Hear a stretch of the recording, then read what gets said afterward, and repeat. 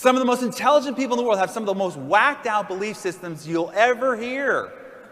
Because it's not an interpretation of intelligence. It's an interpretation of the belief systems that were installed long ago, and then the caves have been stacking up on top of that. Now your beliefs end up becoming your identity. You end up wearing a mask of the things that you have determined make up who you are.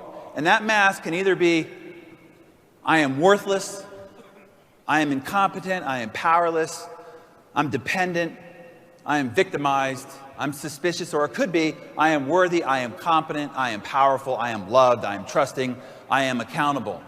Based only on your belief systems. Once these beliefs are installed, you can only see the world through this prism. Let me give you an example. I want you to pay attention. I'm going to show you a video, and it's going to test your ability to pay attention. For some of you who have already sort of seen this, just keep quiet, let everybody else experience it. Don't tell them the number of times that this actually happens. I just want to show you this as an example.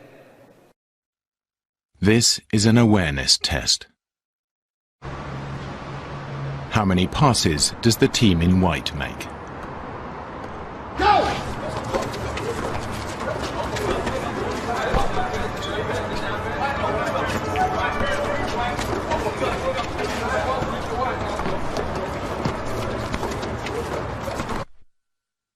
The answer is 13. But did you see the moonwalking bear?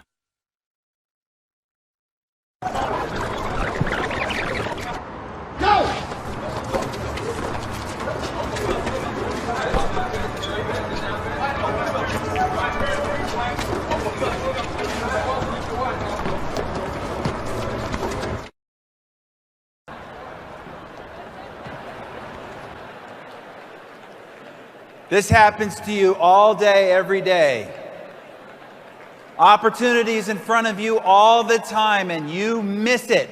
Why? Because your belief prism is not looking for what's right. It's looking for what's wrong. It's focused in a totally, entirely different direction. I'll give you another example.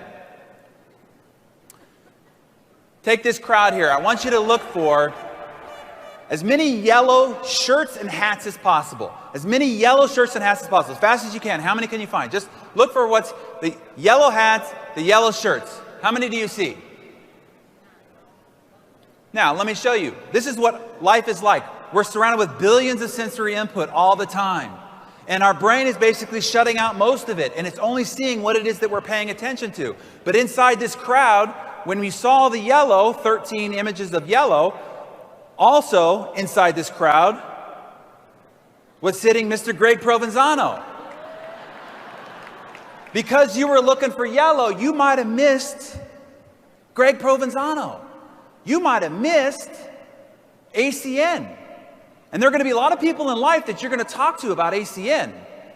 And you're going to be talking to them about the opportunity, but they're going to be seeing and looking for yellow, and they're going to miss seeing Greg Provenzano. Also inside this crowd, you'll notice, is Mike and Tony. Sitting there right before your eyes. But if you weren't looking for them, you would have missed them entirely. Also in there is Robert. He's the one with the glasses over here in the end. I got it off of one of his poker playing pictures. He's in there as well. Here's how this works. Important that you understand that this is a reality. I'm not making this up. There's a reticular activating system inside the base of your brain. It's a group of small cells. And the job of those small cells is to filter and sift through all of the sensory input that you're getting on a regular basis. And all it does is it looks for things to match up with what it is that you already believe, what it is that you already know. It's looking to validate what it is that you already know or what it is that you're looking for. And so that's how you weeded out Greg Provenzano. You weeded out Mike and Tony, and you just looked for and you just saw what was yellow. That's why you were watching the bouncing ball, but you missed the moonwalking bear, because your reticular activating system focused you in that direction. So everything you hear, everything you see, and everything you smell is being filtered through this reticular activating system. If not, you would go nuts. All the sensory input, you would explode. Your nervous system could not handle it. So its job is to filter and vet. But what's happening is it's filter and vetting out what's right, what's positive, what's possible that's outside of your existing belief system. Have you ever been in a noisy airport and then all of a sudden somebody says your name and you're like, there could be all sorts of crazy noise, but then all of a sudden somebody says your name and you hear it. That's your reticular activating system. It matches what it is that you already know or what it is that you already believe. Another example, have you ever gone and bought a new car and you wanted to buy something really unique? Something that not a lot of people had. And after you bought the car, you're driving on the highway and you realize, holy crap, all these people bought the same car.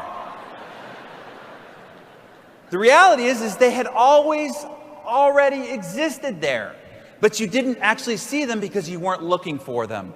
Now all of a sudden your reticular activating system is activated about that particular car and you see it everywhere.